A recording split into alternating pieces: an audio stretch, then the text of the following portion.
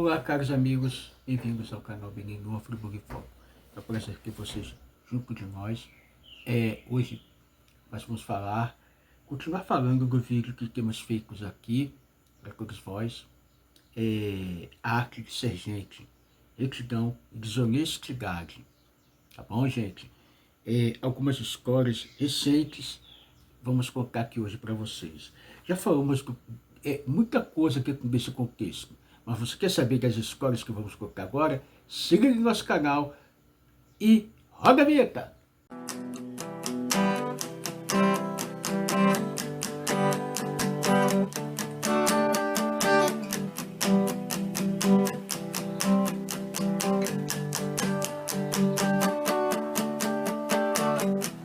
Estamos num tempo limiar,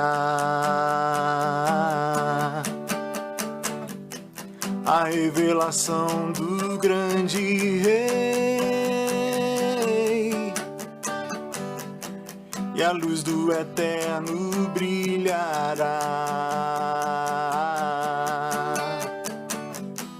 e todos os povos vão reconhecer.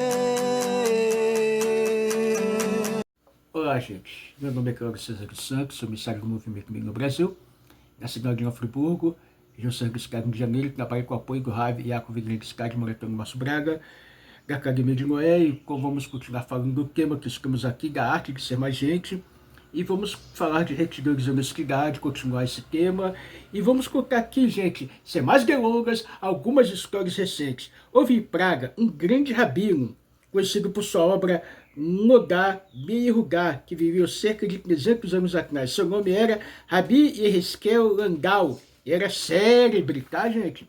Por seus julgamentos excepcionais. Dada a ocasião, um morador da cidade de Praga, que estava passando por dificuldades para sustentar, conseguiu um emprego na Hungria. Ele avisou então a família que iria viajar a fim de tentar juntar uma pequena economia e que retornaria ao seu país assim que possível. 3 anos se passaram, e como havia imaginado, ele conseguiu formar um razoável pé de meia na Hungria, o que queria dizer que ele já estava pronto para retornar a Praga. Quando estava prestes a dar início à sua viagem de volta, ele encontrou um judeu comerciante de vinhos, que também estava a caminho de Praga para vender sua mercadoria. O homem pediu-lhe uma carona e foi logo aceito a bordo pelo comerciante. À medida que ganhava estrada, crescia naquele homem a preocupação de proteger o dinheiro que havia reunido com tanto esforço no decorrer daqueles anos.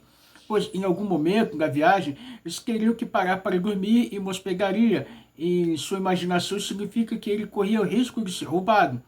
Todas as suas moedas, sua fortuna acumulada em anos de suor, estavam guardadas em uma sacola de couro. Aproveitando-se do momento de distração do comerciante, o homem escondeu a sacola em um barril de madeira, marcando o recipiente escolhido naquele momento. Essa era a forma mais segura que encontrara para assegurar as suas economias. E mesmo tendo visto que o comerciante voltar para a carruagem, logo depois de ter escondido o dinheiro, imaginou que ele não se dera conta do tesouro. Iniciada a viagem, não tardou para que finalmente desembarcasse em Praga. A primeira parada da carruagem foi a casa da família do comerciante de vinhos. O homem não perdeu tempo, descendo em passo acelerado para recuperar seu dinheiro. Qual foi então seu assombro ao perceber que a sacola não estava mais dentro do barril? Naturalmente ele ficou arrasado, afinal somava-se ao desaparecimento do dinheiro o fato de ele ter deixado sua família por vários anos. De repente, todas suas economias haviam sido tomadas de roldão, invadido por uma súbita suspeita. Ele se dirigiu ao comerciante de vinhos e lhe perguntou se fora ele que havia tomado seu dinheiro. O comerciante ficou claramente ofendido, como era de se esperar, e negou com tal ênfase que ele não foi possível cobrir a irritação. O desespero apossou-se daquele homem, e ele não conseguia aceitar que seu dinheiro tivesse desaparecido, sobretudo depois de ter se preocupado com tanto em protegê-lo. Resolveu então que procuraria o rabino da cidade, Rabi Yeheskel Landau. Após relatar todo o ocorrido, o rabino lhe perguntou se ele tinha algum suspeito. Ele respondeu que desconfiava do comerciante de vinhos. O rabino quis saber, então, se ele havia visto algo que motivasse tal acusação, mas o homem negou e ressaltou que tratava-se apenas de um simples sentimento de suspeito. O rabino mandou chamar o comerciante, que aparentava estar muito chateado em ser um objeto de suspeita, imagine, ofereço carona para esse homem, esse só retribuído com a acusação de ter roubado seu dinheiro, eu jamais faria isso. Esse que o Rabino lhe falou, realmente, ele não tem nenhuma prova contra você, ele deveria desconfiar do cocheiro, mas não de você, que afinal lhe deu carona. Vendo que o comerciante concordava, o Rabino prosseguiu, bom, nesse caso, se foi mesmo o cocheiro, teria que avisar a cidade inteira que toda a mercadoria não é mais cachê, afinal, o jeitinho mexeu no vinho. Além disso, como não sabemos em quais barris ele mexeu, infelizmente, temos que inutilizar todo o lote. O comerciante ficou visivelmente abalado pelo que ouviu e avaliando mentalmente o enorme prejuízo que sofreria, anunciou que precisava confessar algo ao Rabino. Antes, porém, ele implorou ao sábio que não divulgasse que sua mercadoria não era cachê, pois se o fizesse, nunca mais confiaria nele. Então, confessou que roubado o dinheiro em um momento de fraqueza. Contudo, como no judaísmo há conserto para tudo, Rabino lhe explicou como deveria prosseguir para provar o seu sincero arrependimento, devolvendo primeiro o que havia usurpado do outro. Um julgamento desse tipo só poderia ser feito por um grande sábio, capaz de chegar além das aparências e trazer à tona a honestidade dos envolvidos. Conta-se também outra história do mesmo Rabino Ezequiel, a que apresentaram uma queixa curiosa. Este caso envolveu um homem muito rico e seu cocheiro sempre lhe acompanhava em todos os negócios. Em uma dessas passagens por Praga, os dois acabaram precisando pernoitar na cidade. Ao levantar de manhã, aquele homem recolheu para a cadeira em que havia deixado suas roupas na noite passada, notando todavia que no lugar deles estavam as gays sem empregado. Abrindo a porta do quarto, ele se deparou com o cocheiro vestindo as suas roupas e ordenou imediatamente que as retirasse. No entanto, o funcionário havia preparado uma resposta surpreendente. A partir de hoje eu serei comerciante rico e você será cocheiro. Ainda que tentasse rebater, argumentar sobre o absurdo, o patrão não teve sucesso. Como ninguém os conhecia na cidade, ele tão pouco tinha a quem pedir ajuda. Passeando pelas ruas, o cocheiro se fazia passar por patrão, mandando o verdadeiro patrão comprar e carregar as mercadorias. Quando então o homem rico entrou, o Rabino ele contou o que estava acontecendo. No mesmo instante, o Rabino exigiu que chamasse o outro. Nas ambos ambientes do sábio, diante do sábio, iniciou-se uma grande discussão em que os dois alegavam ser comerciantes. Tratava-se de dois desconhecidos discutindo suas identidades. Quem poderia saber quem era quem? Depois de escutar as queixas de ambos, o Rabino pediu-lhes que esperassem na outra sala. Lá o verdadeiro comerciante se mostrava nervoso, tenso, com as roupas sujas e amassadas, enquanto o falso comerciante parecia estar seguro e confiante em relação ao veredito. O Rabino deixou-se tanto tempo aguardando que ambos quase adormeceram, ficando o passo de esquecer, porque estavam lá em primeiro lugar. De repente, o Rabino abre a porta bruscamente e diz, ô cocheiro, rápido, por favor, imediatamente. O verdadeiro cocheiro pulou da cadeira, dizendo sim. E naquele exato momento, o Rabino pode ver quem era o vigarista. Novamente, aquele sábio soubera fazer um julgamento correto. É esta a verdadeira sabedoria que advém do estudo da Torá e do Talmud. A sabedoria que permite reconhecer que um homem desonesto, firme, é um homem que possui retidão. Há uma história mais contemporânea ocorrida cerca de 70 anos atrás, que narra o caso de um judeu em Jerusalém. Uma situação financeira ocorria sério risco de deteriorar rapidamente, com o intuito de garantir o conforto da família. Ele resolveu ir tentar trabalhar em Nova York, anunciando que retornaria a Jerusalém, trazendo um pouco de dinheiro. Ele chegou ao seu destino firme em seu propósito, depois de muito esforço para obter uma forma de sustento, conseguiu um emprego. O próximo passo era encontrar a melhor forma de enviar o dinheiro para a família. Certo dia, indo pelas ruas de Manhattan, ele encontraram um conhecido de Jerusalém, acreditando ter descoberto uma solução. Ele pergunta quando o outro voltaria para sua cidade natal. O israelense lhe responde que não demoraria mais de uma semana. Aquele esforçado homem resolve então partilhar sua história com o patrão, que conclui perguntando, seria possível que ele levasse um envelope com dinheiro para sua família? Posso levar o dinheiro seguramente, responde o outro, mas quero saber quanto receberei por isso.